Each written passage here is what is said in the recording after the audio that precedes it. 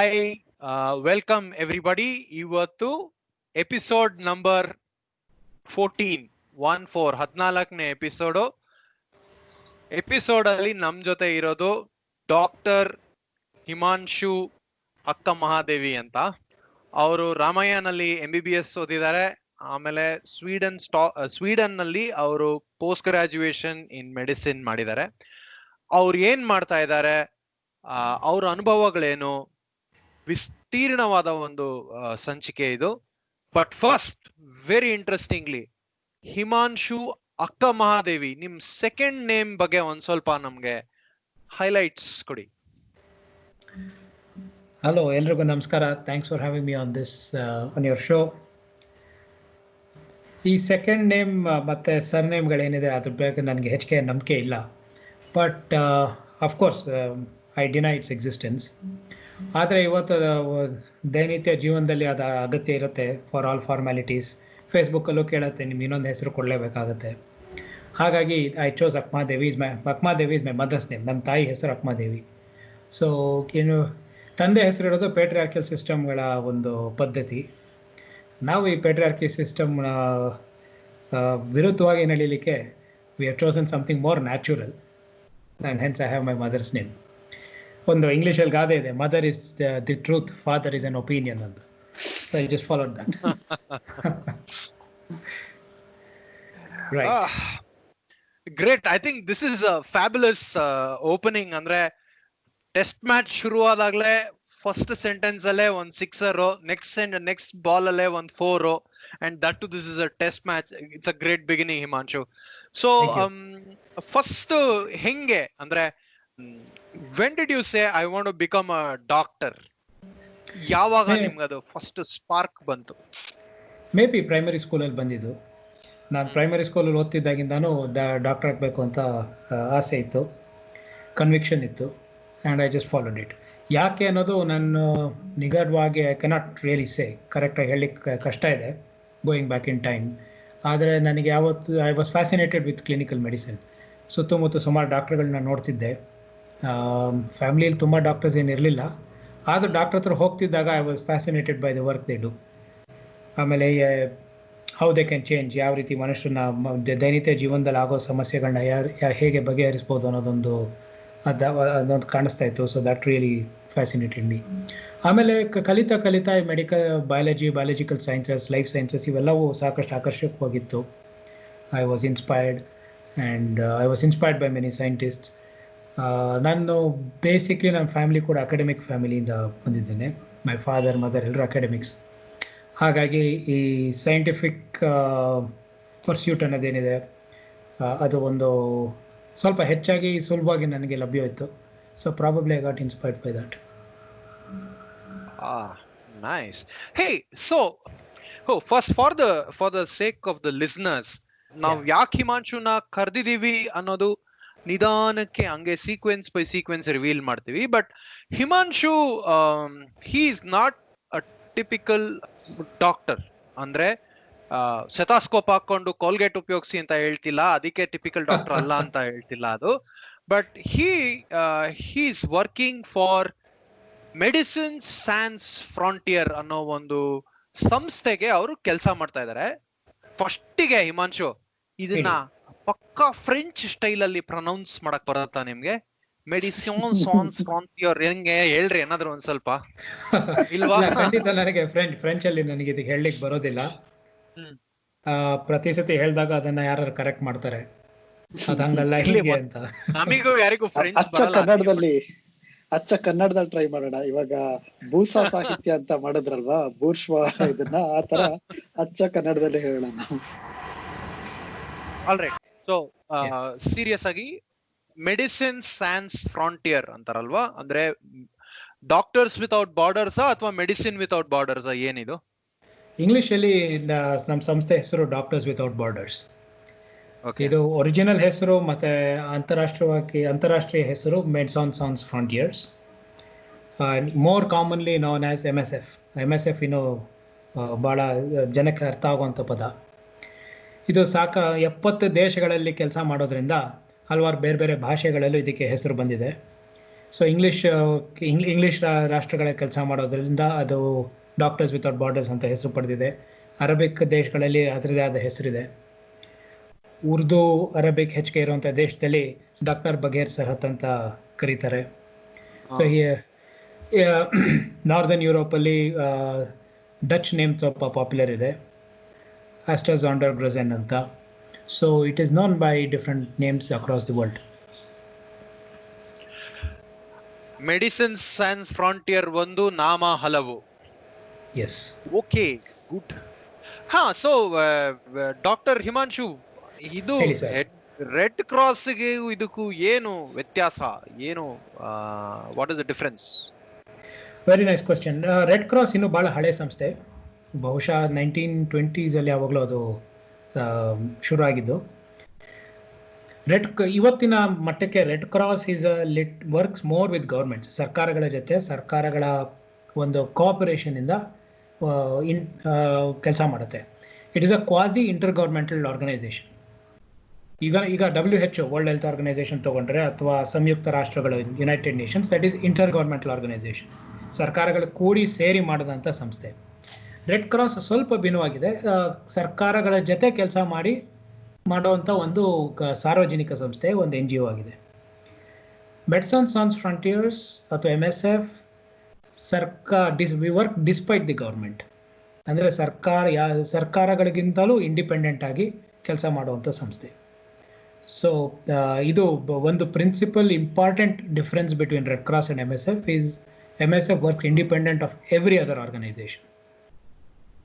ಇದು ಯಾವುದು ಸರಿ ತಪ್ಪು ಅಂತ ನಾನು ಹೇಳ್ತಿಲ್ಲ, ಆರ್ಗನೈಸೇಷನ್ ಇರೋ ಭಿನ್ನತೆಗಳನ್ನ ನಾನು ನಿಮ್ಗೆ ಹೇಳ್ತಿದ್ದೀನಿ. ಒಂದೊಂದು ಸಂದರ್ಭಗಳಿಗೆ ಒಂದೊಂದು ಥರ ಸಂಸ್ಥೆಗಳು ಬೇಕಾಗ್ತವೆ. So context wise it is different. Interestingly, if this interest you, the history interest you, MSF is an offshoot of Red Cross. Offshoot ಅಂದರೆ ರೆಡ್ ಕ್ರಾಸ್ ಇಂದ ಹೊರಗೆ ಬಂದು ಸ್ವಲ್ಪ ಕೆಲವರು ಜನ MSFನ ಸ್ಥಾಪನೆ ಮಾಡ್ತಾರೆ. ಇದು 1969ರಿಂದ 72 ಮಧ್ಯೆ ನಡೆದಂಥ ಪ್ರಕ್ರಿಯೆ. ಆಫ್ರಿಕಾದಲ್ಲಿ ಅವಾಗ ಒಂದು ರಾಷ್ಟ್ರ ಇತ್ತು, ಅದರ ಕರೆಕ್ಟ್ ಪ್ರೊನೌನ್ಸಿಯೇಷನ್ ಬಿರ್ಫಾನ್ ಅಂತ. ನೈಜೀರಿಯಾ, ಈಗಿರೋ ನೈಜೀರಿಯಾಗೆ ಸೇರ್ಪಡೆ ಆಗಿದೆ ಅದು. ಅಲ್ಲಿ ಅವ್ರಿಗೂ ಮತ್ತು ಅಲ್ಜೀರಿಯಾಗೂ ಸ್ವಲ್ಪ ಒಂದು ಯುದ್ಧ ನಡೀತಿರುತ್ತೆ. ಅಲ್ಲಿ ರೆಡ್ ಕ್ರಾಸ್ ಸಂಸ್ಥೆ ಕೆಲಸ ಮಾಡ್ತಿರ್ತಾರೆ. ರೆಡ್ ಕ್ರಾಸ್ ಸಂಸ್ಥೆ ಸಾಮಾನ್ಯವಾಗಿ ಯುದ್ಧ ನಡೆಯುವಂಥ ಪ್ರದೇಶಗಳಲ್ಲಿ, ಅಲ್ಲಿ ಯುದ್ಧದಿಂದ ಗಾಯಗೊಂಡಂಥ ಜನಕ್ಕೆ ಈ ಒಂದು ಮೆಡಿಕಲ್ ರಿಲೀಫ್ ಕೊಡ್ತಿರ್ತಾರೆ. That is what is Red Cross basically. ಡಾಕ್ಟರ್ಸ್ದು ಪ್ಲಸ್ ಸಿಂಬಲ್ ಬರೋದು ರೆಡ್ ಕ್ರಾಸ್ ಇಂದಾನೆ. It is not, the symbol does not belong to medicine, it belongs to red Cross. ಆ ಟೈಮಲ್ಲಿ ಆ ಯುದ್ಧದಲ್ಲಿ ಕೆಲಸ ಮಾಡ್ತಿದ್ದಂಥ ಒಂದು ಕೆಲಸ ಮಾಡ್ತಿರ್ತಾರೆ. ಆವಾಗ although it is a fight between 2 African nations and also some insurgencies. ಇಲ್ಲಿ ಪಾಶ್ಚಾತ್ಯ ದೇಶಗಳದ್ದು ಸಾಕಷ್ಟು ಕೈವಾಡಗಳಿರುತ್ತೆ, like any other war for commercial interest.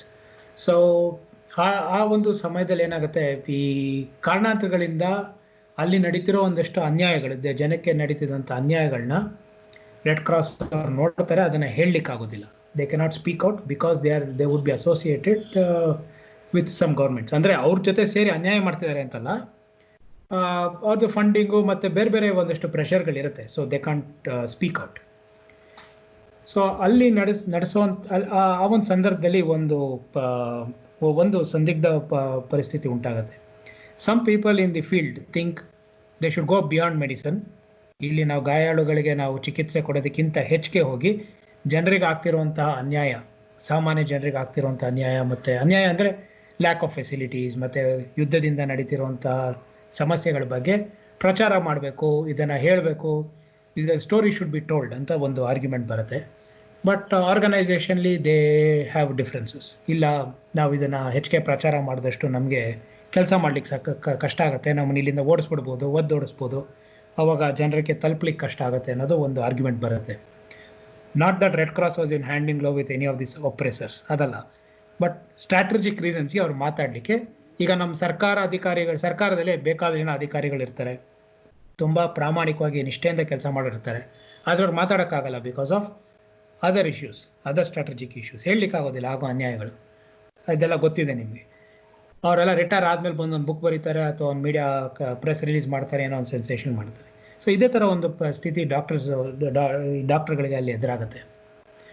So when organisation takes a decision, ಇಲ್ಲ ಇದನ್ನು ನಾವು ಮಾತಾಡೋದು ಬೇಡ, ನಮ್ಮ ಕೆಲಸ ನಾವು ಮಾಡ್ಕೊಂಡು ಹೋಗೋಣ, ಏನಿದೆ ನಾವು ಚಿಕಿತ್ಸೆ ಕೊಟ್ಕೊಂಡು ಮುಂದೆ ಹೋಗೋಣ ಅಂತ ಒಂದು ನಿರ್ಧಾರ ತಗೋತಾರೆ.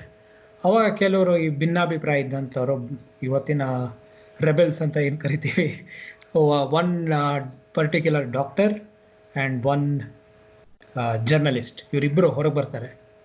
ಹೊರಗೆ ಬಂದ್ಬಿಟ್ಟು ಅವರಿಬ್ಬರು ಫ್ರೆಂಚ್ ನ್ಯಾಷನಲಿಸ್ಟ್ ಆಗಿರ್ತಾರೆ. ಫ್ರಾನ್ಸಿಗೆ ವಾಪಸ್ ಬಂದು ಇನ್ನೂ ಒಂದಷ್ಟು 4-5 ಜನ ಡಾಕ್ಟರ್ಗಳ ಗುಂಪು ಕಟ್ಕೊಂಡು ಹೊಸದೊಂದು ಆರ್ಗನೈಸೇಷನ್ ಮಾಡ್ತಾರೆ. ಅವಾಗ ಅದರ ಹೆಸರು ಡಾಕ್ಟರ್ಸ್ ಫಾರ್ ವಾರ್ ಏನೋ ಒಂದು, flying doctors, will be something different.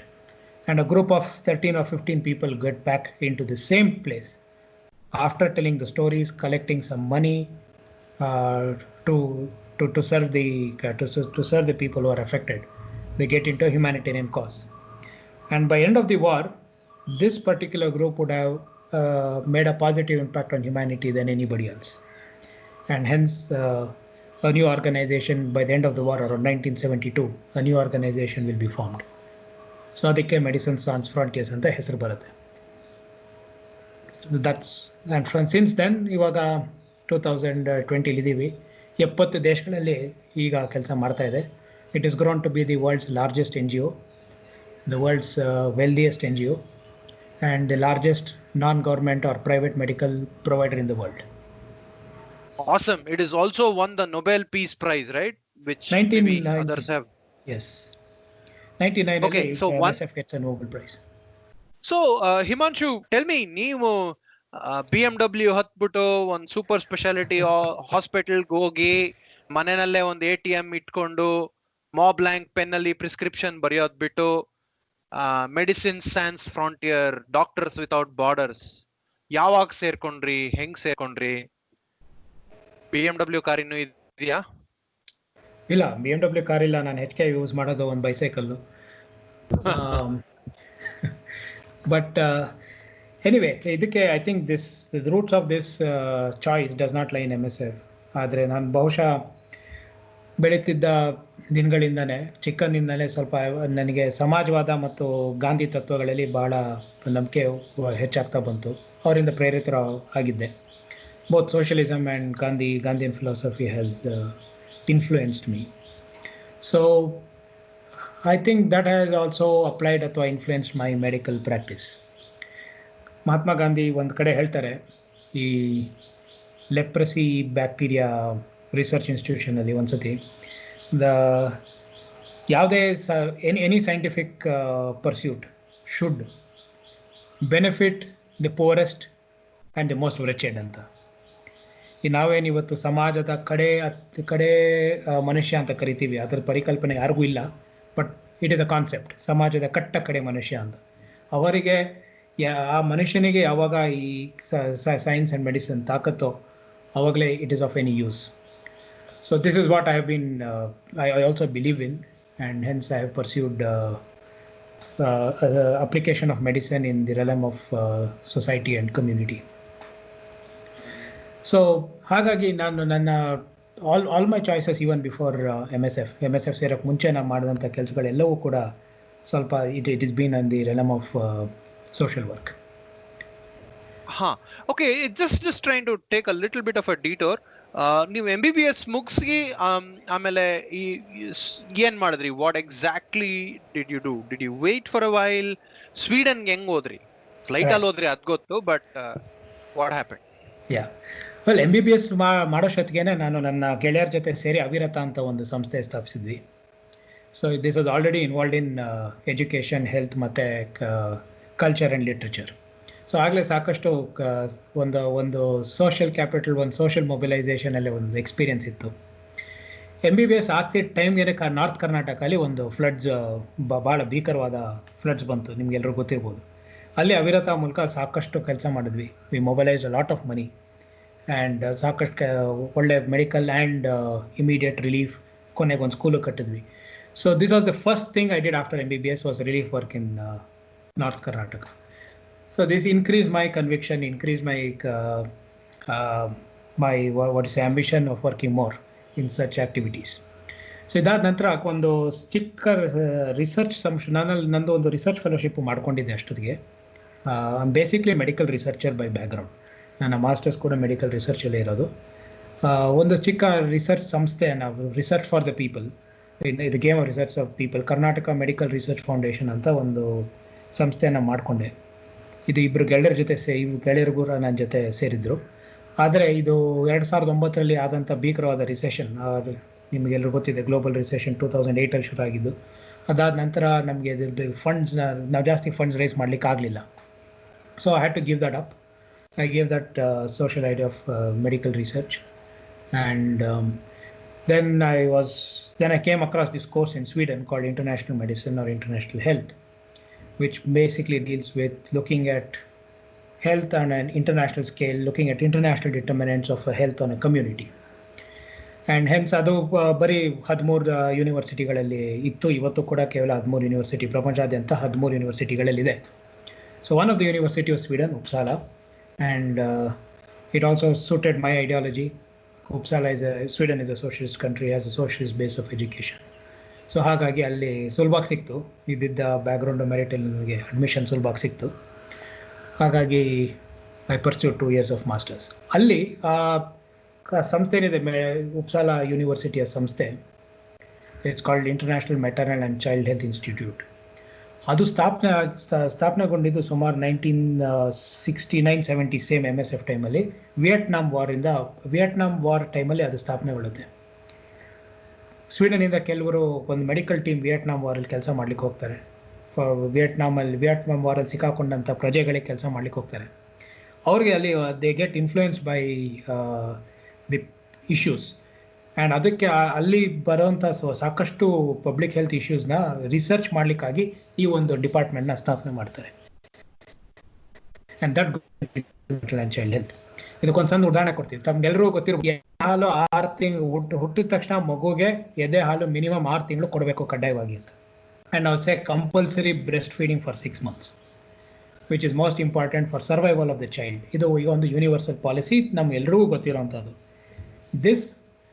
This was researched in this university, in this department, and it is not easy. Although it is a very simple concept. ಅದನ್ನು 6 ತಿಂಗಳು ನೀವು ಏನೋ ಒಂದು ಮಗು ಕೊಡದೆ ಬರೀ ಅದೇ ಹಾಲು ಕೊಟ್ಟು ಮಗು ಉಳಿಯುತ್ತೆ ಮತ್ತು ಬೆಳೆಯುತ್ತೆ, ಚೆನ್ನಾಗಾಗುತ್ತೆ ಅನ್ನೋದನ್ನು ಸಂಶೋಧನೆ ಮಾಡೋದು ಸುಲಭ ಅಲ್ಲ, ಅದನ್ನು ಕಂಡುಹಿಡ್ಕೊಳ್ಳೋದು ಸುಲಭ ಅಲ್ಲ.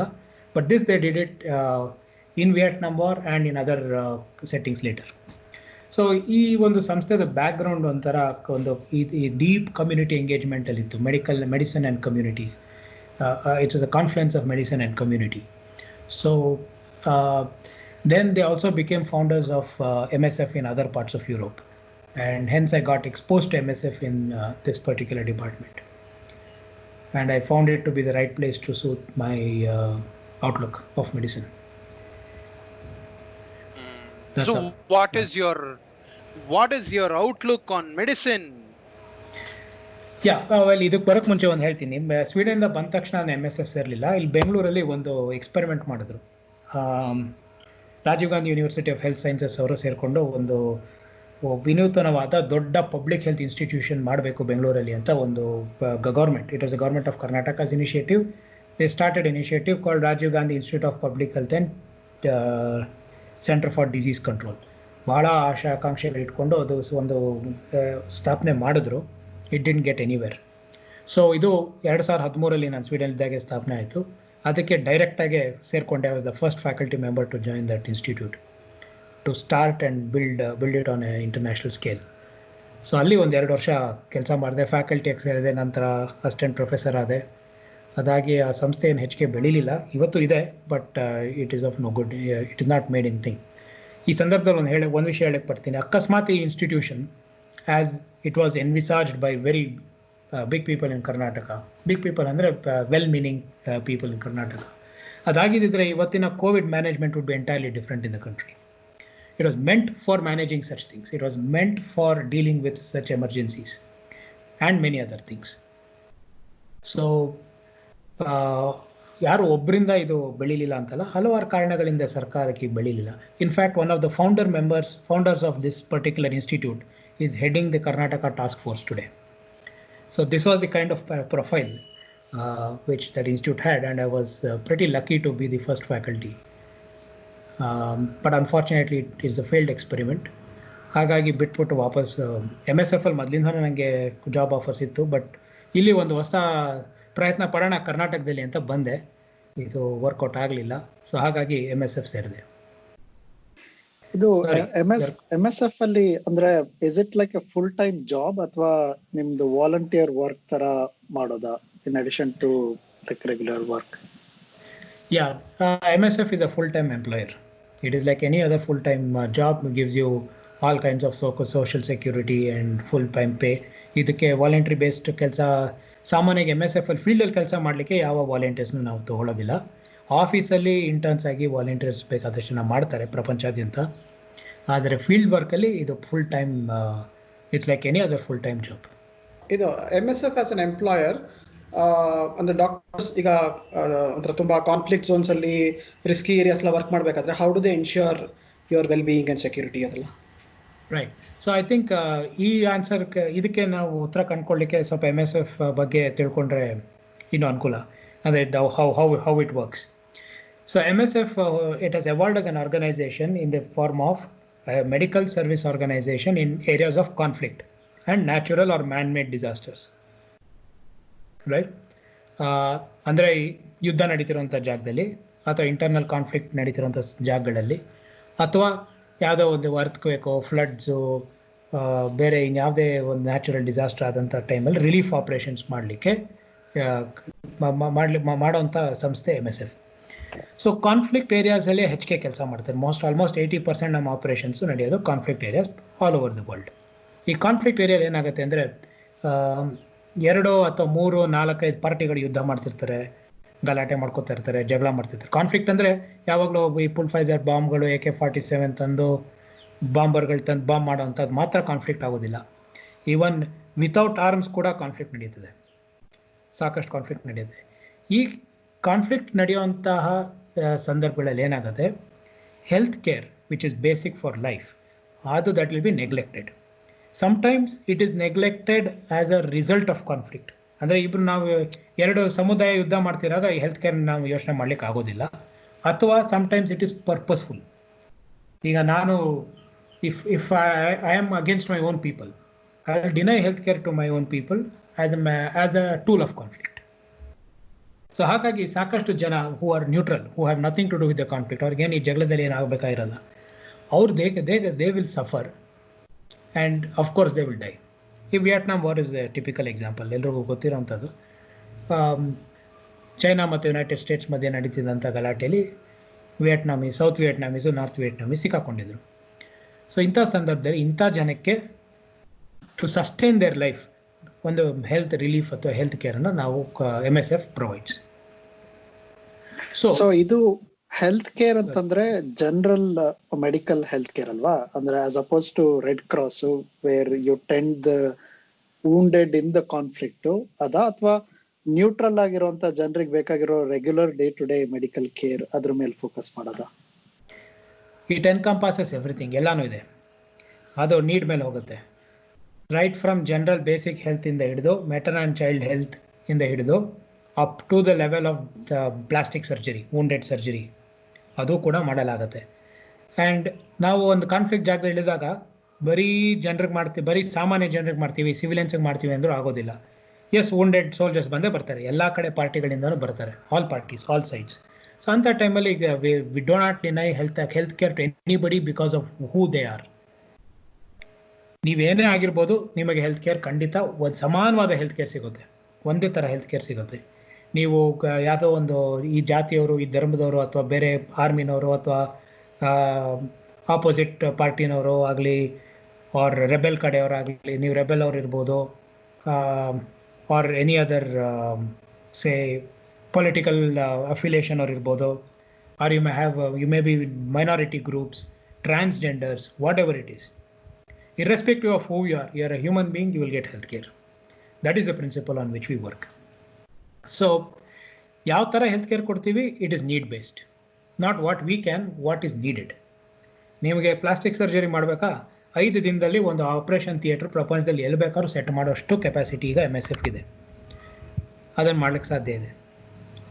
ಈಗ ಸಾಮಾನ್ಯವಾಗಿ ಅರ್ಥಕ್ವೇಕು ಫ್ಲಡ್ಸ್ ಆದಾಗ ಸಾಕಷ್ಟು ಫಿಸಿಕಲ್ ಡಿಸ್ಟ್ರಕ್ಷನ್ ಆಗುತ್ತೆ. ಅಂಥ ಟೈಮಲ್ಲಿ ಈ ಥರ ಫೆಸಿಲಿಟೀಸ್ ಸೆಟಪ್ ಮಾಡಬೇಕಾದಂಥ ಸಂದರ್ಭ ಬರುತ್ತೆ. So we do it, we have the capacity. Sometimes basic things ಇರೋದಿಲ್ಲ. Say for example, I will also answer the earlier question with this example. Afghanistan ತಗೊಳ್ಳೋಣ. ಅಫ್ಘಾನಿಸ್ತಾನದಲ್ಲಿ ಸುಮಾರು 30 ವರ್ಷದಿಂದ ಗಲಾಟೆ ನಡೀತಾ ಇದೆ. ಸೊ ಅಲ್ಲಿ ಏನಾಗುತ್ತೆ, ಅಫ್ಘಾನಿಸ್ತಾನಲ್ಲಿ ಗಲಾಟೆ ಇಟ್ ಇಸ್ ಫಸ್ಟ್ ಒಂದು ಇಂಟರ್ನಲ್ ಪ್ರಾಬ್ಲಮ್ ಇದೆ, ಒಂದು ಎಕ್ಸ್ಟರ್ನಲ್ ಪ್ರಾಬ್ಲಮ್ ಕೂಡ ಇದೆ. And there is also gender issues. It is a highly male-dominated anti-woman society currently, right? Because of various reasons. ಹಾಗಾಗಿ first maximum health care issues ಬರೋದು ಹೆಂಗಸರಿಗೆ, ಮಕ್ಕಳಿಗೆ. That is what they neglect naturally when there is a conflict. ಅವರ ಇರೋಂಥ resources ಎಲ್ಲ ಕೇವಲ ಈ war ಮಾಡೋವಂಥ ತಾಕತ್ತಿರೋವಂಥ ಗಂಡಸರಿಗೆ ಮಾತ್ರ ಸೀಮಿತವಾಗಿರ್ತಾರೆ. ಆವಾಗ ಹೆಣ್ಮಕ್ಳಿಗೆ ಮಕ್ಕಳಿಗೆ ಎಲ್ಲ ಥರ ನೆಗ್ಲೆಕ್ಟ್ ಆಗುತ್ತೆ. So in such situations, we set up maternity and childhood. ಇಲ್ಲಿ there is a superimposition of issues, right? One, the neglect of general health care because of war at one level. The war also has a gender angle. The response to war also has a gender angle, which results in a gender difference in healthcare. So in such situations, now when ಮಾಡ್ತೀವಿ, we look at who is the most vulnerable and the most neglected. So ಇದನ್ನು ನಾವು vulnerable communities ಅಂತ ಹೇಳ್ತೀವಿ. ಇಂಥ ಸಂದರ್ಭದಲ್ಲಿ it is usually women and children. So then is where so we work mainly with women and children in Afghanistan. ಅಂದರೆ maternity wards, malnutrition wards, malnutrition programmes, feeding programmes, major surgeries for women ಇಂಥದ್ದು ಇಟ್ಕೊಂಡಿರ್ತೀವಿ. Also wound injuries and bomb injuries ಅದಕ್ಕೂ ಕೂಡ ಇರುತ್ತೆ. But then the question comes of safety and security. High combat regions ಇವತ್ತಿನ ಸಂದರ್ಭದಲ್ಲಿ ಜಾಸ್ತಿ high combat region ಇರೋದು Yemen, Syria ಮತ್ತು Afghanistan. As of this last 3 months ಇಲ್ಲಿ ಹೆಚ್ಚಿಗೆ ನಡೀತಿದೆ. So how do we maintain safety? ನಾವು we do not depend on any security, armed security. We are against arms. So ನಮಗೆ ತುಂಬ ಜನ ಪ್ರಶ್ನೆ ಕೇಳ್ತಾರೆ, ನೀವು ಸೆಕ್ಯೂರಿಟಿ ಇಟ್ಕೊಂಡು ಹೋಗ್ತೀರಾ, ಸೆಕ್ಯೂರಿಟಿ ಇರುತ್ತೆ ನಿಮಗೆ ಅಂತ. ಖಂಡಿತ ಇಲ್ಲ. Gun is not allowed inside our car or inside our ambulance or inside our compounds. So how do we do it? We do it through negotiations. ನಾವು ಯಾವುದೇ ಒಂದು ಜಾಗದಲ್ಲಿ ಕೆಲಸ ಮಾಡ್ಲಿಕ್ಕೆ ಹೋದಾಗ ಅಲ್ಲಿ ಜಗಳ ಮಾಡ್ತಿರೋಂಥ ಎಲ್ಲ ಜನರಿಗೂ ಮತ್ತು ಬಲಿಷ್ಠರು ಅಂತ ಯಾರು ಇರ್ತಾರೆ ಅಥವಾ ಯಾರಿಂದ ನಮಗೆ ಥ್ರೆಟ್ ಇರುತ್ತೆ, ಮನುಷ್ಯರಿಗೆ ಥ್ರೆಟ್ ಇರುತ್ತೆ, ಅವ್ರ ಜೊತೆ ನೇರವಾಗಿ ನೆಗೋಷಿಯೇಟ್ ಮಾಡಿ ಅವ್ರನ್ನ ಕನ್ವಿನ್ಸ್ ಮಾಡ್ತೀವಿ. ನಾವಿಲ್ಲಿ ನಿಮಗೆ ತೊಂದರೆ ಮಾಡಲಿಕ್ಕಿಲ್ಲ, ಬಟ್ ಜನರಿಗೆ help ಮಾಡಲಿಕ್ಕಿದ್ದೀವಿ. Only on agreement of all parties we stay there. MSF tends to stay there and establish. So ನಡೀತಿರುವಂಥ ವಾರಿಂಗ್ ಫ್ರಾಕ್ಷನ್ಸ್ ಯಾರಿದ್ದಾರೆ ಅವರೆಲ್ಲರೂ ಗ್ಯಾರಂಟಿ ಕೊಡಬೇಕು ನಮ್ಮ ಸೆಕ್ಯೂರಿಟಿಗೆ ಆ್ಯಂಡ್ ನಮ್ಮ ಸೇಫ್ಟಿಗೆ. And depending on the situation and context ನಾವು ನಮ್ಮದೇ ಆದ ಸೇಫ್ಟಿ ರೂಲ್ಸು, ಸೆಕ್ಯೂರಿಟಿ ರೂಲ್ಸ್ನ ನಾವು ಹಾಕೋತೀವಿ. So that maintain safety and security of our. ಈ ನೆಗೋಸಿಯೇಷನ್ಸ್ ಫೇಲ್ ಆಗೋ ಚಾನ್ಸಸ್ ಇರುತ್ತಾ ಅಥವಾ by based on your experience ನೀವು most of the times you can convince different groups because you don't have any stake ಅಲ್ಲ? So work ಆಗುತ್ತೆ. Most often ಏನಾಗುತ್ತೆ, ಅದು workout ಆಗುತ್ತೆ. ಯಾಕೆಂದರೆ ನಮ್ದು ಆ ಥರ ಡೆವಲಪ್ ಆಗಿದ್ದೀವಿ ಓವರ್ ಪಾಸ್ಟ್ 70 years. ನಮ್ಮಲ್ಲಿ ಡಾಕ್ಟರ್ಸ್ ಇರೋದು ಬರೀ 1/3 of the organisation is about doctors and medical field. ಇನ್ನು 2/3 ನಾನ್ ಡಾಕ್ಟರ್ಸ್ ಇದ್ದಾರೆ, ಬೇರೆ ಥರ ಪರಿಣಿತರು. ಕಾನ್ಫ್ಲಿಕ್ಟ್ ಮ್ಯಾನೇಜ್ಮೆಂಟ್, ಪೀಸ್ ಮ್ಯಾನೇಜ್ಮೆಂಟ್ ಮತ್ತು ಲಾಜಿಸ್ಟಿಕ್ಸ್ ಇಂಥವ್ರು ಬೇಕಾದಷ್ಟು ಬೇರೆ ಬೇರೆ ಬೇರೆ ಜನ ಇದ್ದಾರೆ. So they mainly negotiations work. Right? We know whom we appeal to. We appeal to the softer parts. We have strategies and tactics where you appeal to. Even Red Cross does the same. Every organization working in conflict does the same. ಯಾರು gun ಇಟ್ಕೊಂಡು relief ವರ್ಕ್ಗೆ ಹೋಗಲ್ಲ, ಯಾರು gun security ಇಟ್ಕೊಂಡು relief MSF ಎಲ್ಲ ಯಾವುದೇ ಸಂಸ್ಥೆ ಇಟ್ಕೊಂಡು ಹೋಗಲ್ಲ. ಅವ್ರದ್ದೇ ಆದ ಬೇರೆ ನೆಗೋಸಿಯೇಷನ್ ರೀತಿ ಇರುತ್ತೆ. ಫೇಲ್ ಆಗತ್ತೆ ಒಂದಷ್ಟು ಸಾಕಷ್ಟು ಸಂದರ್ಭಗಳಲ್ಲಿ, ಬಟ್ ಮೈನಾರಿಟಿ ಟೈಮ್ಸ್ ಒಪ್ಪೋದಿಲ್ಲ, ಬಿಡ್ತಾರೆ. ಈಗ ಅದಕ್ಕೆ ಎಕ್ಸಾಂಪಲ್, ಪಬ್ಲಿಕ್ ಎಕ್ಸಾಂಪಲ್ ಈಗಲೇ ಇದೆ. ಅಫ್ಘಾನಿಸ್ತಾನಲ್ಲಿ ಕಳೆದ ತಿಂಗಳು ನಮಗೆ ಇರಬೇಕಾದಂಥ ಸೇಫ್ಟಿನ ಮೀರಿ ನಮ್ಮ ಮೆಟರ್ನಲ್ ಆ್ಯಂಡ್ ಒಂದು ಹೆರಿಗೆ ಆಸ್ಪತ್ರೆನ ಬಾಂಬ್ ಮಾಡ್ತಾರೆ. ಒಂದು ಆರ್ಮ್ಡ್ ಅಟ್ಯಾಕ್ ಆಗುತ್ತೆ. ಅದರಲ್ಲಿ 9 ಜನ ನವಜಾತ ಶಿಶುಗಳು, ಅವತ್ತೇ ಹುಟ್ಟಿದಂಥ ಶಿಶುಗಳು ಸಾಯ್ತವೆ. ಜೊತೆಗೆ ನಮ್ಮ ಇಬ್ಬರು ಸ್ಟಾಫ್ಗಳು ಸತ್ತೋಗ್ತಾರೆ, ಕೆಲವು ಸಾಕಷ್ಟು ಜನ ಗಾಯಗಳಾಗುತ್ತೆ. ಅದಾದ್ಮೇಲೆ ನಡೆದಂಥ ನೆಗೋಸಿಯೇಷನ್ ಅವರು ಸೇಫ್ಟಿಗೆ ಒಪ್ಪಲಿಲ್ಲ. ಇಲ್ಲಿ ಕಾರಣಗಳು ಬೇರೆಗಳೇ, ನಾವು ಸಮಸ್ಯೆ ನಾವಲ್ಲ, ಸಮಸ್ಯೆ ಬೇರೆ ಇದೆ. So they did not agree, so we withdrew. ಹೋದ ವಾರ ಅಲ್ಲಿ ಎಲ್ಲವನ್ನು ಮುಚ್ಚಿಬಿಟ್ಟು ನಾವು ಬಂದಿದ್ದೀವಿ, ಹಿಂತಿರುಗಿದ್ದೀವಿ. So people are at loss, ಏನು ಮಾಡ್ಲಿಕ್ಕೆ ಆಗೋದಿಲ್ಲ. ನಮ್ಮ ಸೇಫ್ಟಿ ಸೆಕ್ಯೂರಿಟಿನ ಯಾರು ಗ್ಯಾರಂಟಿ ಮಾಡ್ಲಿಕ್ಕೆ ಆಗಲಿಲ್ಲ. ಇದೇ ಥರ ಸಿರಿಯಾದಲ್ಲಿ ಈಗ ಇತ್ತೀಚೆಗೆ ಇಸ್ತಾನ್ಬುಲ್ ಅವರು ಸಿರಿಯಾ ಮೇಲೆ, ಅಂದರೆ ಟರ್ಕಿ ಅವರು ಸಿರಿಯಾ ಮೇಲೆ ಬಾಂಬ್ ಮಾಡ್ಲಿಕ್ಕೆ ಶುರು ಆದಾಗ they did not agree to our safety. So ನಾವೆಲ್ಲ ಎವ್ಯಾಕ್ಯೂಟ್ ಮಾಡ್ಕೊಂಡ್ವಿ. ಅದಾಗುತ್ತೆ, that is very common. But not as more people are more willing to allow you than throw you out. This is so terrible. I also have to tell you one other thing for neutrality purpose. Or okay, Afghanistan ಅಲ್ಲಿ 2000 I think 2012 ಅನ್ಸುತ್ತೆ, American forces air jets ಮತ್ತೆ ನಮ್ಮ ಒಂದು hospital ಮೇಲೆ bomb ಮಾಡ್ತಾರೆ. Whether it was known or unknown ಗೊತ್ತಿಲ್ಲ, whether purposefully or not purposefully we don't know, we will never no.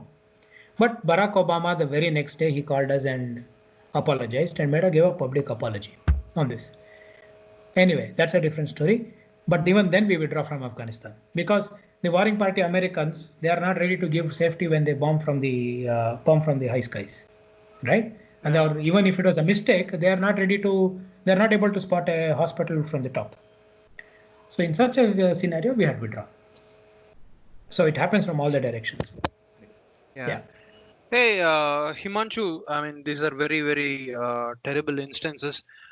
ಬಂದ್ ಕಾಪಾಡ್ರೋ ಅಂತ ಗೌರ್ಮೆಂಟ್ಸ್ ಕರೀತಾರ, ಅಥವಾ ನೀವೇ ಎಲ್ಲಿ ಪ್ರಾಬ್ಲಮ್ ಇದೆ ಅಂತ ನೋಡಿ ನೀವೇ ಹೋಗ್ತೀರಾ? ಒಂದ್ ಪ್ರಶ್ನೆ. ಎರಡನೇ ಪ್ರಶ್ನೆ, ದುಡ್ಡು ಯಾರು ಗುರು ಕೊಡ್ತಾರೆ? ಇಷ್ಟೊಂದು ಮಾಡ್ತಾ ಇದೀರಲ್ಲ, how is it funded? Well, thank you. First ಪ್ರಶ್ನೆ, ಗೌರ್ಮೆಂಟ್ ಸಾಮಾನ್ಯವಾಗಿ ಯಾವತ್ತೂ ಕರೆಯಲ್ಲ, ಯಾಕಂದ್ರೆ ಸರ್ಕಾರ is usually party to the conflicts everywhere in the world. ಅವರು ಒಂದು ಪಾರ್ಟಿ ಆಗಿರ್ತಾರೆ, ಅವರು ಭಾಗಿಯಾಗಿರ್ತಾರೆ. And most of the governments in the world are not very pro people. So ಅದಿರೋದಿಲ್ಲ. ಹಾಗಾಗಿ ಯಾವತ್ತು ಸರ್ಕಾರ ಇಲ್ಲಿ ಸಮಸ್ಯೆ ಇದೆ ಬನ್ನಿ ಅಂತ ಕರೆಯೋದಿಲ್ಲ, ವೆರಿ ರೇರ್. ಎಲ್ಲೋ ಈ ಕಡೆ ಏಷ್ಯನ್ ದೇಶಗಳು ಇನ್ಕ್ಲೂಡಿಂಗ್ ಇಂಡಿಯಾ, ಇಲ್ಲಿ ಸ್ವಲ್ಪ governments recognise problem and they talk to people like us. Not that they invite the people, they talk to people like us. But ಬೇರೆ ದೇಶಗಳಲ್ಲಿ in Africa or central Asian ನಾವು governments ಕರೆಯೋದಿಲ್ಲ, ನಾವು recognise ಮಾಡ್ತೀವಿ. ನಮ್ಮಲ್ಲಿ ಸಾಕಷ್ಟು ದೊಡ್ಡ ಪೀಸ್ ಆ್ಯಂಡ್ ಕಾನ್ಫ್ಲಿಕ್ಟ್ ಡಿವಿಷನ್ ಇದೆ, ಎಲ್ಲಿ ಏನೇನು ಸಮಸ್ಯೆ ಆಗ್ತಿದೆ ಅಂತ ಗೊತ್ತಾಗ್ತಾ ಇರುತ್ತೆ. We would be following that. ನಮ್ಮದು ಎಪಿಡೆಮಿಲಾಜಿಕಲ್ ಇಂಟೆಲಿಜೆನ್ಸ್ ಯೂನಿಟ್ ಇದೆ, ಎಲ್ಲಿ ಇದು ಬರೀ ವಾರ್ ಆ್ಯಂಡ್ ಕಾನ್ಫ್ಲಿಕ್ಟ್ ಅಲ್ವಲ್ಲ, even in epidemics like corona, previous to this Ebola ಎಪಿಡೆಮಿಕ್ನ ಪ್ರಪಂಚಾದ್ಯಂತ ಕಂಟ್ರೋಲ್ ಮಾಡಿ ಹೋಲ್ಡ್ ಮಾಡಿದ್ದು ನಮ್ಮ MSF organisation. So we have an epidemiology intelligence unit. ನಾವು ನಮ್ಮದೇ ಆದ ಡೇಟಾನ ನಾವು ಸಂಗ್ರಹಿಸ್ತಿರ್ತೀವಿ. We go and negotiate with the parties for access whenever we feel that there is a problem. So funding ಇದು ನೇರವಾಗಿ ಹೇಳಲಿಕ್ಕಿಂತ ಒಂದು tell you based on our principles. We are independent and neutral. ಇವೆರಡು ಬೇರೆ ಬೇರೆ ಅರ್ಥ ಕೊಡುತ್ತೆ, ಬೇಕಿದ್ರೆ ಆಮೇಲೆ ವಿಶ್ಲೇಷಣೆ ಮಾಡ್ತೀನಿ. ನೀವು ಇಂಡಿಪೆಂಡೆಂಟ್ ಆ್ಯಂಡ್ ನ್ಯೂಟ್ರಲ್ ಅಂತ ಇರಬೇಕು ಅಂದರೆ ಇನ್ ಯುವರ್ ಆ್ಯಕ್ಷನ್ಸ್ ನಿಮ್ಮ ಫಂಡಿಂಗ್ ಕೂಡ ಭಾಳ ಇಂಡಿಪೆಂಡೆಂಟ್ ಆ್ಯಂಡ್ ನ್ಯೂಟ್ರಲ್ ಆಗಿರಬೇಕು, ಒಂದು ಇನ್ಫ್ಲೂಯೆನ್ಸ್ ಇರಬಾರ್ದು. So what we have done, we have MSF right from the day one 70ನೇ ಇಸ್ವಿಯಿಂದ 72 ಇಂದ ಇವತ್ತುವರೆಗೂ it is completely public funded. ಪ್ರಪಂಚದ ಅನೇಕ ಶ್ರೀಸಾಮಾನ್ಯರು ನಮಗೆ ಡೊನೇಷನ್ಸ್ನ ಕೊಡ್ತಾರೆ and completely run on donations. MSF ಸುಮಾರು 80 to 86% of donations come from individuals. ಅಂದರೆ ಅವ್ರು ಯಾವುದೇ ಸಂಸ್ಥೆಗೆ CSR ಫಂಡ್ ಆಗಲಿ, ಚಾರಿಟಿ ಆಗಲಿ, ಫಿಲಾಂಥ್ರೋಪಿಗಾಗಲಿ ಕೊಡೋ ಅಂತಾರಲ್ಲ, ನಿಮ್ಮಂಥವ್ರು ನಮ್ಮಂಥ ಶ್ರೀಸಾಮಾನ್ಯರು on on average €5 per month ಕೊಡ್ತಾರೆ. And some time median I think is about €20. ತಿಂಗಳಿಗೆ €20 ದೇಣಿಗೆ ಕೊಡ್ತಾರೆ. So 86% comes from this monthly donors across across the world. Maximum ಬರೋದು ಯುರೋಪ್ನಿಂದ, second highest is United States. So these are funded by well meaning people who can do it. ಇನ್ನು 13% ಅಥವಾ 13-14% keeps varying every year. ಇವು ಸ್ವಲ್ಪ ಈ ಫಿಲಾಂಥ್ರೋಪಿಕ್ ಆರ್ಗನೈಸೇಷನ್ಸಿಂದ donations ಬರುತ್ತೆ. And we also have donations from sometimes, very rarely, from United Nations organizations for research purpose, but not common. And ನಮಗೆ ನೀವು ಕಂಪ್ನಿಯಾಗಿ donation ಕೊಡಬೇಕು ಅಂದರೆ ಎಲ್ರಿಗೂ ಕೊಡ್ಲಿಕ್ಕೆ ಆಗೋದಿಲ್ಲ, ಅದಕ್ಕೂ ಒಂದು ಅರ್ಹತೆ ಬೇಕಾಗುತ್ತೆ. ಈಗ ಫಾರ್ಮಾಸ್ಯೂಟಿಕಲ್ ಕಂಪ್ನಿಗಳಿಂದ ಡೊನೇಷನ್ ತಗೊಳ್ಳೋದಿಲ್ಲ. ಅಂದರೆ ಫಾರ್ಮಸಿ, ರಿಸರ್ಚ್, ಲಾಜಿಸ್ಟಿಕ್ಸ್ ಏನೇ ಇದ್ರು, ನಾವು ಏನು ಕೊಂಡ್ಕೋತೀವೋ ನಮ್ದು ಏನೇನು ಯುಟಿಲಿಟಿ ಇದೆಯೋ ಅದಕ್ಕೆ ಸಂಬಂಧಪಟ್ಟಂಥ ಯಾವುದೇ ಕಂಪ್ನಿಗಳಿಂದ ಡೊನೇಷನ್ಸ್ ತಗೊಳ್ಳೋದಿಲ್ಲ. ಆರ್ಮ್ಸ್ ಆ್ಯಂಡ್ ಆಮ್ಯುನೇಷನ್ಸ್, ಇದರಲ್ಲಿ ನಿಮ್ದು ಯಾವುದೇ ಇನ್ ವಾರ್ ಆರ್ ಕಾನ್ಫ್ಲಿಕ್ಟ್ ಇದರಲ್ಲಿ ಸ್ಟೇಕ್ಸ್ ಇದ್ದರೆ no donations. Even if you have subsidiaries or investment in some ancillaries, we will not take donations from them.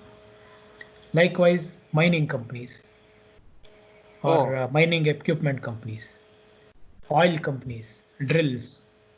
So all these companies which has potential to have a conflict of interest as nammalli. So intavara hatra donations togoladi. So hagagi most of the corporate donations are outside the realm. So ಅಂದ್ರೆ ಯಾರ್ಯಾರ ಹತ್ರ ದುಡ್ಡು ಇದೆಯೋ ಅವ್ರು ಯಾರ ಹತ್ರನೂ ದುಡ್ಡು ನೀವು ತಗೊಳಲ್ಲ. Pharmacy, people in medicine, defence, oil, anybody who has money, you are not taking money from him. It's very impressive Himanshu, it's really impressive. Independence ಬಗ್ಗೆ ಹೇಳಿದ್ರಲ್ಲ, ಇದೊಂಥರ there are complex dynamics at work.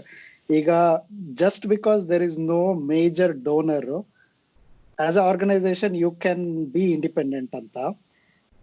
ಯಾಕಂದ್ರೆ like it's like diversified investment base ಇದ್ದಂಗೆ. ಅಂದ್ರೆ when there are very few small donations from large group of people, ಯಾರೊಬ್ರು influence ಮಾಡಕ್ ಆಗಲ್ಲ. But on the flip side of it, let's assume it's a private, ಅಂದ್ರೆ it's a voluntary organisation, NGO ಅಂತ. is it classified as an NGO? Yes, sir. Okay, yes. NGO ಅಂತಂದ್ರೆ how can you make sure there is accountability? For example, ನಾವು private ಕಂಪ್ನಿಗಳನ್ನ, corporations ನ hate ಮಾಡೋದು because there is no accountability to like larger society. Let's say ಈಗ priority resources ಎಲ್ಲಿದ್ರೂ there will be conflict of priorities ಅಲ್ವಾ? Where should we focus our resources ಅನ್ನೋಂಗೆ. ಅಲ್ಲಿ if one person in the organization takes that call, ಅದು ಹೆಂಗೆ manage ಮಾಡಕ್ಕಾಗತ್ತೆ? ಇವಾಗ the alternative for ಈಗ ಒಂದು company ತರ run ಮಾಡೋದಕ್ಕೂ, even though profit is not the motive, the mode of running the organization, if it is not democratic, ಅದು ಹೆಂಗ್ ನಡೆಯುತ್ತೆ relationship between like people who are donating money and the decisions being made?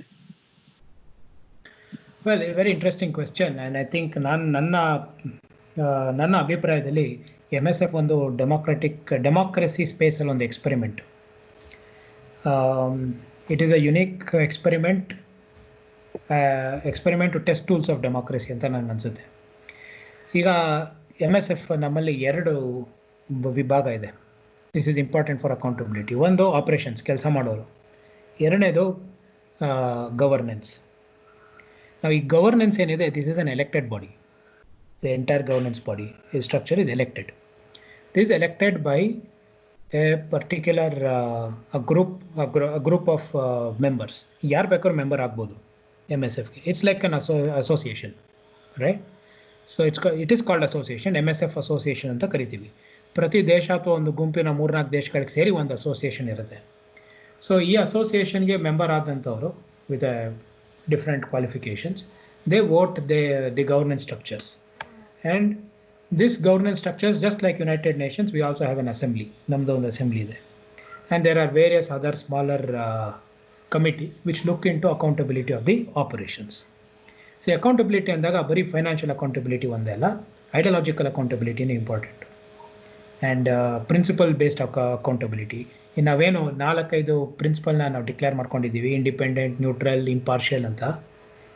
ಈ ಎಲ್ಲ ಪ್ರಿನ್ಸಿಪಲ್ಗೂ ನಾವು ಪ್ರತಿ ಪ್ರಾಜೆಕ್ಟಲ್ಲೂ, ಪ್ರತಿ ದೇಶದಲ್ಲೂ, ಪ್ರತಿ ನಗರದಲ್ಲೂ ಇದು ಫಾಲೋ ಮಾಡ್ತಿದ್ದೀವಿ ಅನ್ನೋದು ಒಂದು ಅಕೌಂಟಬಿಲಿಟಿ ಮೆಕ್ಯಾನಿಸಮ್ಸ್ ಇದೆ. ಇದಲ್ಲದೆ ಫೈನಾನ್ಷಿಯಲ್ ಅಕೌಂಟಬಿಲಿಟಿ ಕೂಡ ಈ ಎಲೆಕ್ಟೆಡ್ ಗವರ್ನೆನ್ಸ್ ಬಾಡಿಗಳು ಮಾಡ್ತವೆ. ಅದಲ್ಲದೆ ಪ್ರತಿ ದೇಶದಲ್ಲೂ ಬೇರೆ ಬೇರೆ ರೀತಿ ಅಕೌಂಟಬಿಲಿಟಿ ಇದೆಯಲ್ಲ, ಆಡಿಟರ್ಸ್ ಮೆಕ್ಯಾನಿಸಮ್ಸ್ ಇದೆ. like ಇಂಡಿಯಾಲಿ we'll have to file our expenses and what we did to the charity commissioner. ಹಾಗಾಗಿ every country has its own mechanism by which financial prudence is looked into. So we are what our actions are, we are finally accountable to the democratic elected body. Impartial ಅಂತ ಹೇಳಿದ್ರಲ್ಲ, ಅದು how is it, I mean how can you reconcile that with the initial history ಇದೆಯಲ್ಲ, when red cross ಅಲ್ಲಿ ಇದ್ದವರು they came out because they couldn't speak against, I mean they were doing the same work but they couldn't take a stand ಅನ್ನೋಂಗೆ. ಇವಾಗ ನೀವು ಬೇರೆ ಬೇರೆ factions ಇರುವಾಗ conflict ಅಲ್ಲಿ, if you have to maintain impartiality even though you know some groups are in the good ಅಥವಾ ಇನ್ ಉಳಿದಿರೋರು ದೇ ಆರ್ ಬ್ಯಾಡ್ ಅಂತ ಗೊತ್ತಿದ್ರು, how can you maintain impartiality? ಅವಾಗ ಅದೊಂಥರ ಫೋರ್ಸ್ಡ್ ಇಂಪಾರ್ಷಿಯಾಲಿಟಿ ಆಯ್ತಲ್ಲ. Even though you know that this paramilitary force ಅಥವಾ military force is oppressing, you have to say okay we are impartial to both of them ಅನ್ನೋಂಗೆ. Well, this is a very important question. Sorry, Mukund, ಏನಾರಿದ್ಯಾ? No, it was exactly the same question that I wanted to ask. So I'm good. It was the same question actually. Yeah. So basically good bad ಅನ್ನೋ ಸ್ಟ್ರಕ್ಚರ್ಗಳನ್ನ ಸ್ವಲ್ಪ ಮೀರಿ organisation ಬೆಳೆಸಿದ್ದೀವಿ. ನೀವು conflict ಇಳಿದಾಗ ಯಾರು good ಇರೋದಿಲ್ಲ, ಎಲ್ಲ bad ಇರ್ತಾರೆ. So it is about who is relatively bad or good. ನಮ್ಮ ಫಸ್ಟ್ ಥಿಂಗ್ ನಾವು ಕೆಲಸ, our goal is sustain life. ಜನ ಬದುಕಲಿಕ್ಕೆ ಎಷ್ಟು ಹೆಲ್ತ್ ಕೇರ್ ಕೊಡಬೇಕು ಅಷ್ಟು ಕೊಡ್ತೀವಿ. So when you have this narrow goal of providing health care, ನಿಮಗೆ ಯಾರು ಗುಡ್ಡು ಬ್ಯಾಡು ಅನ್ನೋ ಜಜ್ಮೆಂಟ್ಗೆ ಪ್ಲಾಟ್ಫಾರ್ಮ್ಗಳಾಗಲಿ ಸಂದರ್ಭಗಳಾಗಲಿ ಕಾಂಟೆಕ್ಸ್ಗಳು ಬರೋದೇ ಇಲ್ಲ, right? So at many occasions we don't have to judge or take a call on who is good or bad to do our work basically. But as you said, sometimes ಬರುತ್ತೆ ಒಂದಷ್ಟು ಜನ ಸಿಕ್ಕಾಪಟ್ಟೆ ಆಪರೇಷನ್ ಮಾಡ್ಬಿಡ್ತಾರೆ at once, some force they do it. So at that time we speak out, and invariably we have to we will not take a position for somebody, we will take position against this particular operation. So that will compromise our work ಆಗುತ್ತೆ. ಇದನ್ನ ನಾವು risk benefit ಅನಾಲಿಸಿಸ್ನ ನಾವು ಮಾಡ್ತೀವಿ ಪ್ರತಿ ಸಲ. There is a wide spread mechanism, well oiled machinery to do this. ಈಗ ನಾವು ಮಾತಾಡೋದ್ರಿಂದ ಅಂದರೆ ಟು ಸ್ಪೀಕ್ ಔಟ್, ಟೆಮ್ಯೋನಾಜ್ ಅಂತ ನಾವು ಅದನ್ನು ಪ್ರಾಸೆಸ್ನ ಕರಿತೀವಿ, ವಿ ಕಾಲ್ ಇಟ್ ಟೆಮ್ಯೋನಾಜ್. ಈ ಮಾತಾಡಕ್ಕೆ what is the consequence of speaking out, ನಮ್ಗೇನಾಗುತ್ತೆ, ನಮಗೆ ಅಂದರೆ it doesn't matter to me. ಈ ನಾವು ಕೆಲಸ ಮಾಡ್ತಿರೋ ಜನರ ಮೇಲೆ ಏನು ಪರಿಣಾಮ ಬರುತ್ತೆ, ನಾವು ಇಲ್ಲದೇ ಇದ್ರೆ ಅಲ್ಲಿ ಏನು ಪರಿಣಾಮ ಆಗುತ್ತೆ. So we speak out. So ಪರಿಣಾಮ ನೋಡಿಕೊಂಡು we take a call of whether it is worth speaking or not speaking. Sometimes ಮಾಡಲಿಕ್ಕೆ ಆಗೋದಿಲ್ಲ, ಅಂಥ ರೇಂಜ್ ಆಪರೇಷನ್ ಇರುತ್ತೆ. So we do it and we take a call, ಏನು ಮಾಡಲಿಕ್ಕೆ ಆಗಲ್ಲ. So we bite the bullet at sometimes of, but I wouldn't call it compromise of impartiality, because ಆ oppressor ಕೂಡ ನಮ್ಮ ಹತ್ರ ಬಂದರೆ ನಾವು ಅವ್ರಿಗೆ ಚಿಕಿತ್ಸೆ ಅದೇ ಥರ ಕೊಡ್ತೇವೆ. So there is no recent speak out andre was against United States, against Trump with his abortion policies. So we didn't care, nothing happened, but we spoke out. So we do take these calls. But relatively it's safe with your donor demography. Donor demography, yeah. correct. Oh, exactly. So our donors are usually in line with what we speak. So no problem. ಯಾಕಂದ್ರೆ ಇವಾಗ ಇಲ್ಲಿ Sweden ಅಲ್ಲಿ during Covid handling ಇವ್ರದ್ದು ಇಲ್ಲಿ epidemiologist, he was completely, ಅಂದ್ರೆ their approach was completely different from other European countries. So ಅವಾಗ ಅದೇ observe ಮಾಡ್ತಾ ಇದ್ದಿದ್ದು, ಅಂದ್ರೆ ಇಟ್ಸ್ ಅಪ್ ಟು ದೆಮ್. ಇವಾಗ ಅವ್ರಿಗೆ ರೆಸ್ಪಾನ್ಸಿಬಿಲಿಟಿ ಇದೆ ಅಂದ್ರೆ he will take all the things in consider ಮಾಡಿಬಿಟ್ಟು they will take the decision. But recent ಆಗಿ ಮೊನ್ನೆನೋ ವರ್ಲ್ಡ್ ಹೆಲ್ತ್ ಆರ್ಗನೈಸೇಷನ್ ಕ್ರಿಟಿಸೈಸ್ಡ್ ಇವ್ರದ್ದು ಮೆಜರ್ಸ್ನ. ಸೊ ಇದುವರೆಗೂ ಇಟ್ ವಾಸ್ ಸೋ ಐರಾನಿಕ್, ಯಾಕಂದ್ರೆ ಯೂಟ್ಯೂಬ್ ಅಲ್ಲಿ ಅಥವಾ ಫೇಸ್ಬುಕ್ ಅಲ್ಲಿ if you contradict world health organisation ಯಾವ ಪೋಸ್ಟು ಹಾಕೋಂಗಿರ್ತಿರ್ಲಿಲ್ಲ. That was like the call they took. But ಸ್ವೀಡನ್ಗೆ ಇವಾಗ they are realising if you give, ಅಂದ್ರೆ ಅದು ಕಾನ್ಫ್ಲಿಕ್ಟ್ ಇದ್ದೇ ಇದೆ ಅಲ್ಲ, ಇಂಟರ್ ಗವರ್ಮೆಂಟ್ ಆರ್ಗನೈಸೇಷನ್ ಅಥವಾ international organisations versus the governments that have mandate of the people. ಇವಾಗ ಯುರೋಪ್ ಅಲ್ಲಿ ಅದು ತುಂಬಾ ಇರುತ್ತೆ, European union versus the countries, ಅಲ್ಲಿ ಕಾನ್ಫ್ಲಿಕ್ಟ್ ಬಂದಾಗ ಅದು ಅದು ತುಂಬಾ ಇಂಟ್ರೆಸ್ಟಿಂಗ್, ಹೆಂಗೆ ಮ್ಯಾನೇಜ್ ಮಾಡಬೇಕು. Even though you are doing good, but if the people in that country if they are not aligned with that, ಅದು ತುಂಬಾ. And that guy said world health organisation ಗೊತ್ತಿಲ್ಲ ಇಲ್ಲಿ situation, because we are handling our we have more data for the approach that we took ಅಂತ. True. This ಗೌರ್ಮೆಂಟ್ಸ್ಗೆ ಇದೇ ಸಮಸ್ಯೆ ಆಗೋದು, because there are multiple stakes and ಈ ಪ್ರತಿ stake ಹೋಲ್ಡರ್ಗೂ ಅವ್ರದ್ದು ಏನೇನೋ ಬೇರೆ ಬೇರೆ ಇನ್ಫ್ಲುಯೆನ್ಸ್ ಇರುತ್ತೆ. So it is very difficult to speak out and speak loud always. It is not easy. ಸ್ವೀಡನ್ಗೆ ದೇರ್ ಇಸ್ ಒನ್ ಲಿಬರ್ಟಿ. ಅವ್ರಿಗೇನು ಅಂದರೆ, Sweden was one of the founder member WHO and United ನೇಷನ್ಸ್ಗೆ. Dag Hammarskjold, father of Sweden, he was one of the founders of United Nations. So ಅವ್ರಿಗೆ ಸ್ವಲ್ಪ influence on UN and WHO is higher, and they are actually brains behind this intergovernmental international organizations. So ಹಾಗಾಗಿ ಅವ್ರಿಗೆ they have that leverage, ಆಮೇಲೆ ಅವ್ರಿಗೆ power and credibility. Sweden speaking through UN, and there is a lot of credibility compared to any country in the world. So therefore they are bold, they can do that. But ಸುತ್ತ ಇರೋ countries border close ಮಾಡಿ ಇಟ್ಕೊಂಡಿದಾವೆ Sweden ಜೊತೆ. Norway, Denmark ಅದೆಲ್ಲ border close ಮಾಡ್ಬಿಟ್ಟು, just because ಇವ್ರದ್ದು approach ಬೇರೆ ತರ ಇತ್ತು ಅಂತ. ಹೇ ಹಿಮಾಂಶು, ಐ ಮೀನ್ ನಿಮ್ ಜೊತೆ ಮಾತಾಡ್ತಾ it's kind of so overwhelming that ಯಾವುದೇ ಒಂದು ವಿಷಯಕ್ಕೂ ಒಂದು ಸಿಂಪಲ್ ಸೊಲ್ಯೂಷನ್ ಅಂತ ಇರಲ್ಲ. ಎಲ್ಲ ಅದರದೇ ಇನ್ಫ್ಲೂಯೆನ್ಸಸ್ ಇರುತ್ತೆ, ಎಲ್ಲ ಅವ್ರದ್ದೇ ಅಜೆಂಡಾಗಳಿರ್ತವೆ. World is so much more complex, right, than what we make it out on social media. So that's something that really struck me when I was speaking to you, especially in ಅಂದ್ರೆ real life situations ಅಲ್ಲಿ ಕಷ್ಟ ಇರುತ್ತೆ.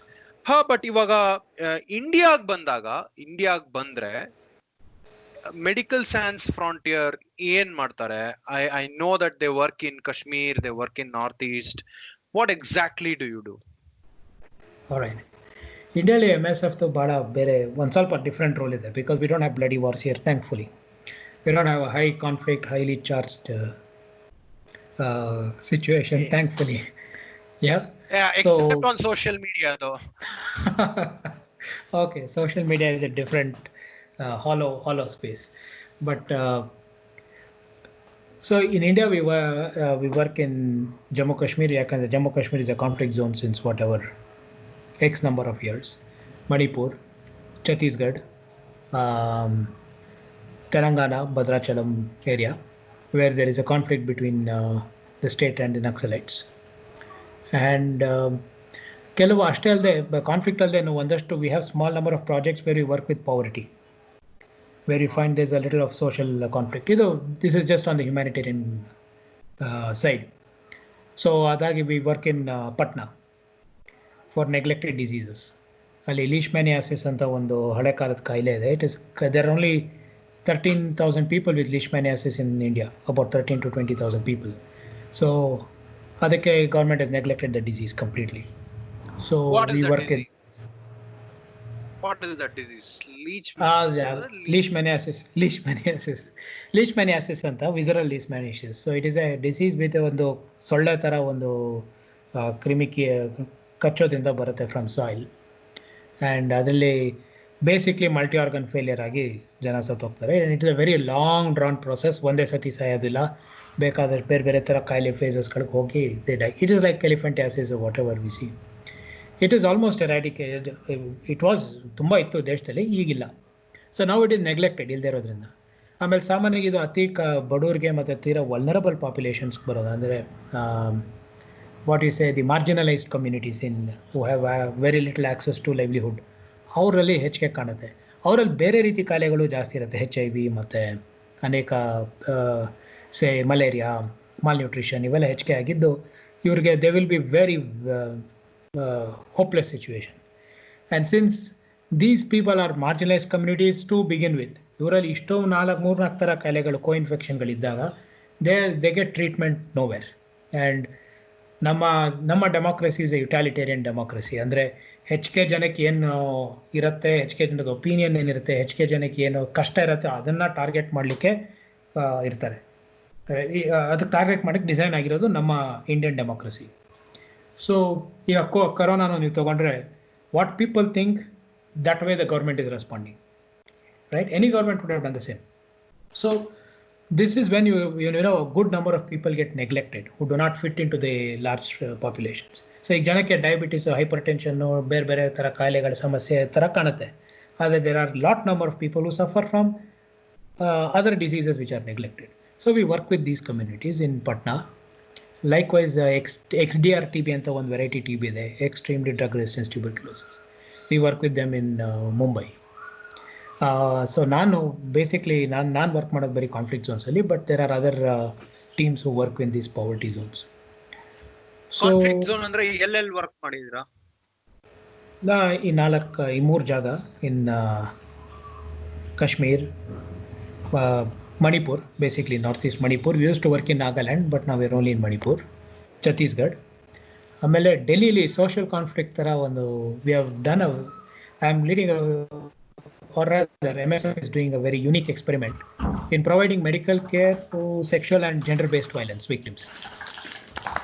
Andre victims of rape, domestic violence, intimate matter violence, ಇವ್ರಿಗೇನೆ ಒಂದು ಬೇರೆ ರೀತಿಯ medical package ಕೊಡಲಿಕ್ಕೆ ಒಂದು ಕ್ಲಿನಿಕನ್ನು ಶುರು ಮಾಡಿದ್ದೀವಿ. 2015ರಿಂದ ನಡೀತಾ ಇದೆ. It is an experimental project. So it's a stand alone clinic. ಆ ಕ್ಲಿನಿಕಲ್ಲಿ ಬರೀ ನಿಮಗೆ ಬರೀ ಸೆಕ್ಷುವಲ್ ಆ್ಯಂಡ್ ಜೆಂಡರ್ ಬೇಸ್ಡ್ ವೈಲೆನ್ಸ್ಗೆ ಮಾತ್ರ ಟ್ರೀಟ್ಮೆಂಟ್ ಸಿಗುತ್ತೆ. So this is what we are trying to do. So ivaga, I mean, you said that you were in conflict areas of Kashmir, Manipur and Nagaland to an extent. What is the similarity between all these three things, all these three places? The similarity is social exclusion and neglect. This is the only common thread anta ನಾನು ಹೇಳ್ಬೋದು. Social exclusion ಅಂದ್ರೆ? Yeah, social exclusion ಅಂದ್ರೆ ಈಗ what I explained as utilitarian idea of democracy. ನೀವು 10 ಜನದಲ್ಲಿ 8 ಜನಕ್ಕೆ ಏನು suitable ಆಗುತ್ತೋ ಅದನ್ನು ಆ ಥರ ನೀವು ಸಮಾಜವನ್ನು ನಿರ್ಮಾಣ ಮಾಡ್ತೀರಿ ಅಥವಾ ಒಂದು ಸೋಷಿಯಲ್ ಕನ್ಸ್ಟ್ರಕ್ಟನ್ನು ಮಾಡ್ತೀರಿ. ಅವಾಗ ಇಬ್ಬರು ಹಿಂದುಳಿತಾರೆ ಅಥವಾ ಬೇರೆ ಬೇರೆ ರೀತಿ ಇರ್ತಾರೆ. ಈ ಇಬ್ಬರು ಏನಾಗುತ್ತೆ, ಕಾಲಕ್ರಮೇಣ 3 ಆಗ್ಬೋದು, 4 ಆಗ್ಬೋದು. The many other people due to various process can get excluded. But their lives also matter. They are also human beings. Because they have different opinion or they have a different outlook doesn't mean they don't deserve health. So social exclusion becomes very common in these areas. Particularly in reference ಬೇಕಾಗುತ್ತೆ social exclusion ನೋಡೋಕ್ಕಂದ್ರೆ ಯಾರಿಂದ ಇವರು exclude ಆಗಿದ್ದಾರೆ ಅಂತ. If these people are excluded from the larger narrative of what we call as India. ಇದೆಲ್ಲ ನಾನು personal ಆಗಿ ಹೇಳ್ತಿದ್ದೀನಿ, not as a employee of MSF. It's my personal opinion. ನಮ್ಮ ಯಾವುದೇ ಸೋಷಿಯಲ್ ಮೀಡಿಯಾ ಆಗಲಿ, ಜನರಲ್ ಮೀಡಿಯಾ ಆಗಲಿ, ನ್ಯಾಷನಲ್ ನೆರೇಟಿವ್ಗಳಲ್ಲಿ ಈ ಸಮುದಾಯಗಳು, ಈ ಮಣಿಪುರಲ್ಲಿರೋಂಥ ಜನ, ನಾರ್ತ್ ಈಸ್ಟಲ್ಲಿ ಬೇಸಿಕ್ಲಿ ನಾರ್ತ್ ಈಸ್ಟಲ್ಲಿರೋಂಥ so called citizens of India and all the people in tribal areas like Chhattisgarh, Madhya Pradesh or Jammu Kashmir or even other tribal areas around Jammu Kashmir, we never talk about them, we never care about them. Yeah, their opinions are not considered, are not part of your mainstream opinion.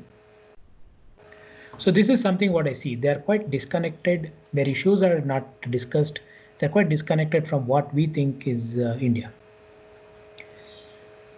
And they have parallel life systems. There are different societies, very differently disconnected societies than what we think is society in other parts of India. It's very surprising actually that these problems, we don't even talk about it in our regular day-to-day life. We don't try to understand it. We just have this overwhelming andre akhanda desha. ಅಂದ್ರೆ it's very interesting. So just can you just talk about something, ಅಂದ್ರೆ ಕಾಶ್ಮೀರಲ್ಲಾಗ್ಲಿ ಅಥವಾ ಮಣಿಪುರಲ್ಲಾಗ್ಲಿ ನನಗೆ ಗೊತ್ತಿರೋ ಮಟ್ಟಿಗೆ India ಅಂತ consider ಮಾಡ್ತಾರೆ. Very large number of people don't consider it as a part of India ಅಂತ ನನ್ಗನ್ಸುತ್ತೆ. I don't know if you had similar experience, but can you talk about something that was a very interesting experience for you in any of these conflict zones? See, the most interesting and common point what you see is that people, whether in conflict or non-conflict regions, they are not bothered about these identities and constructs. ಅವ್ರಿಗೆ ನಾವು ಯಾವ ಐಡಿಯಾಲಜಿಗೆ ಅವರು ಬದ್ಧರಾಗಿರೋದಿಲ್ಲ. They want to go about their day to day life. ದೈನಿತ್ಯ ಜೀವನದ ಬಗ್ಗೆ ಮಾತ್ರ ಅವರಿಗೆ ಯೋಚನೆ ಇರುತ್ತೆ. This is not only in the regions you mentioned, I'm talking about generally in what happens in conflict regions across the world maybe, right? ಅವ್ರಿಗೆ ಅವ್ರದ್ದೇ ಆದ ಸಮಸ್ಯೆಗಳಿರುತ್ತೆ. ಆ ಸಮಸ್ಯೆ ಅಂದರೆ ಅವ್ರ ದೈನಿತ್ಯವಾದ ನಮಗೂ ನಿಮ್ಗಿರುವಂಥ ಸಮಸ್ಯೆಗಳೇ. Mainly they're all agrarian economies, they depend on their lands or livestocks. So ಅವ್ರಿಗೆ ಅವರ ದಿನ ಜೀವನ ನಡೆಸೋದೇ ಅವ್ರಿಗೆ ಒಂದು ಸವಾಲಾಗಿರುತ್ತೆ. ಬಟ್ ಈ ಬೇರೆ ಥರ ಐಡೆಂಟಿಟಿಗಳು ಮತ್ತು ಒಂದು ಐಡಿಯಾಲಜಿಗಳು, ಒಂದು ಕಾನ್ಫ್ಲಿಕ್ಟ್ಸ್ ಎಲ್ಲ ಎಕ್ಸ್ಟರ್ನಲ್ ಫೋರ್ಸ್, ಆಚೆ ಕಡೆಯಿಂದ ಬಂದಿರುತ್ತೆ. So it's something interesting which we see, but they really do not have some positions.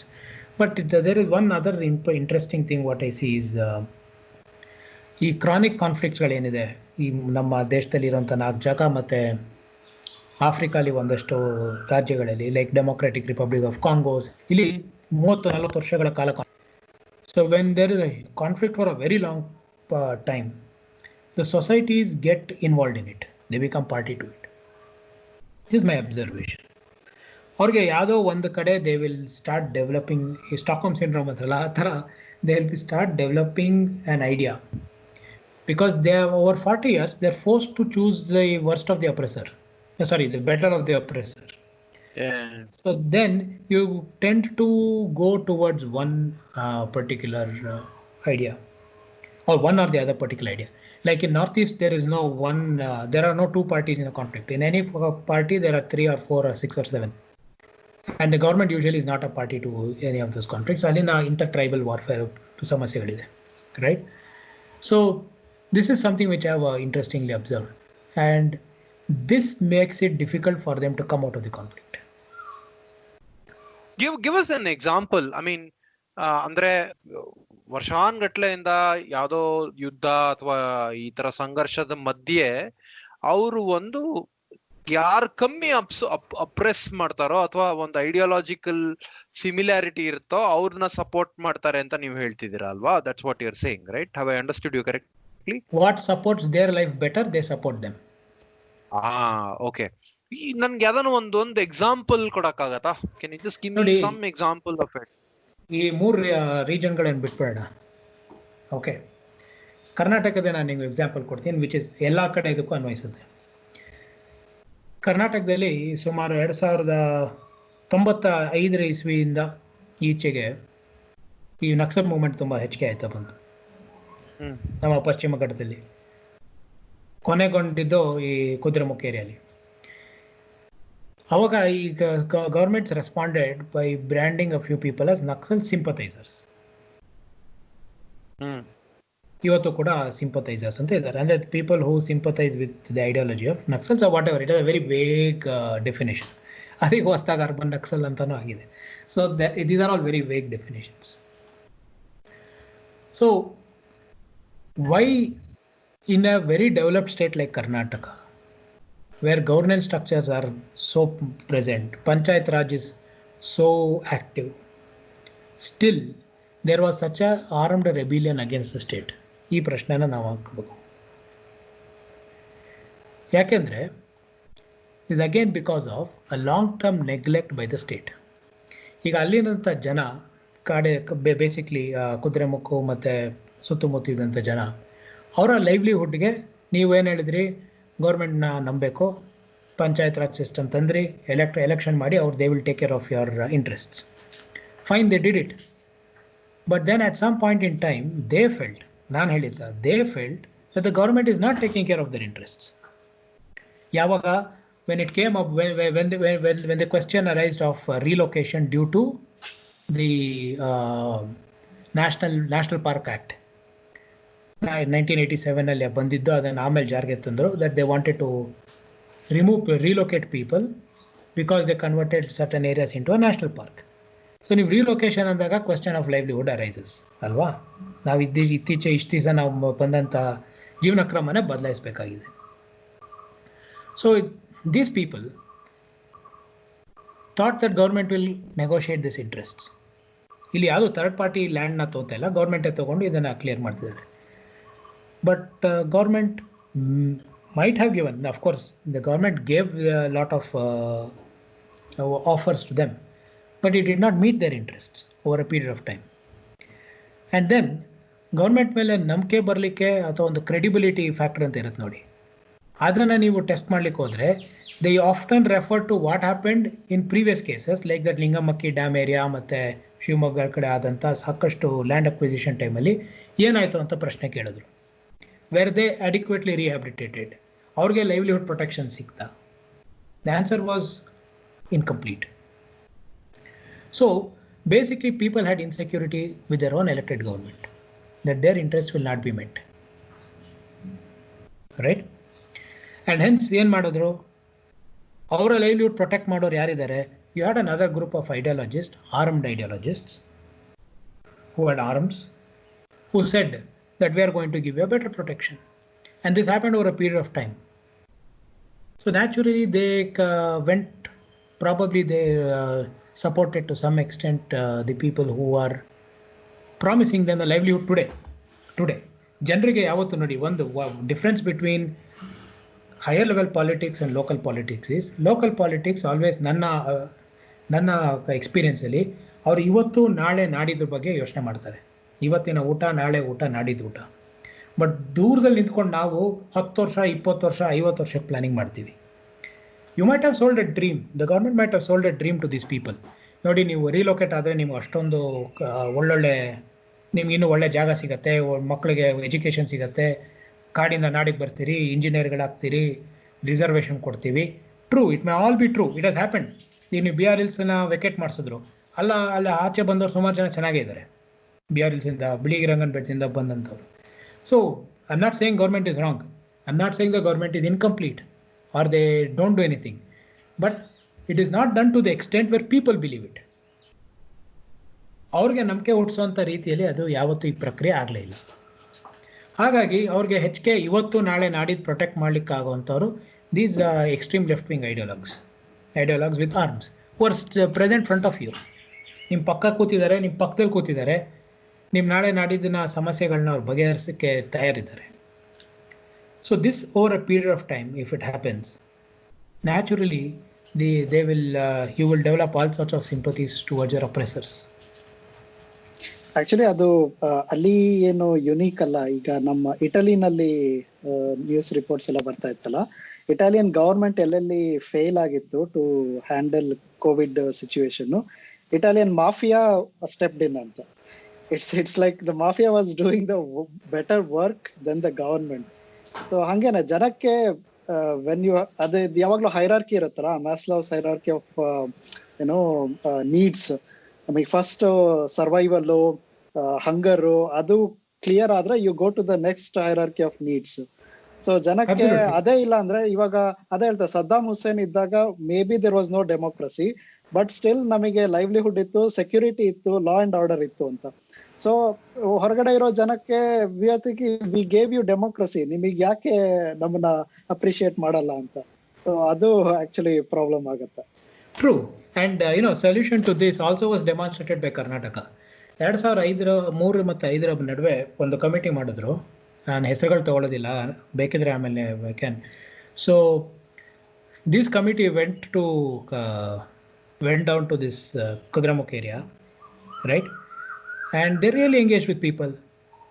ಅಲ್ಲಿನ ಪಂಚಾಯತ್ ರಾಜ್ಗಳು ರಿಯಾಕ್ಟಿವೇಟ್ ಆದವು, ಅವ್ರಿಗೆ ಇಮಿಡಿಯೇಟ್ ಫಂಡ್ಸ್ ರಿಲೀಸ್ ಆಯಿತು. They gain trust of the people. ಆಮೇಲೆ they made a phased out, ಜನರ ಜೊತೆ ಒಂದು ಅಲ್ಲಿ ಸಮಾಲೋಚನೆ ಮಾಡಿ ಅವ್ರ ಜನರನ್ನ ಅಲ್ಲಿಂದ ಆಚೆ ತಂದರು. Protected everybody's interest. And then of course Naxal issues in Karnataka decreased. ಇದು ಗನ್ನು ಬಂದೂಕಿಂದ ಹೋಗಿ ಯಾರನ್ನೂ ಹೊಡೆದು ಸಾಯಿಸಿ ಮುಗಿಸಿಲ್ಲ, ಇದಾಗಿರೋದು through a democratic process again. So this idea, ನೀವೇನು ಇಟಲಿದು ಹೇಳಿದ್ರಿ, it is all over the world, including all the conflict regions you mention, whether Kashmir or Manipur or Chhattisgarh or even Telangana or any of the central India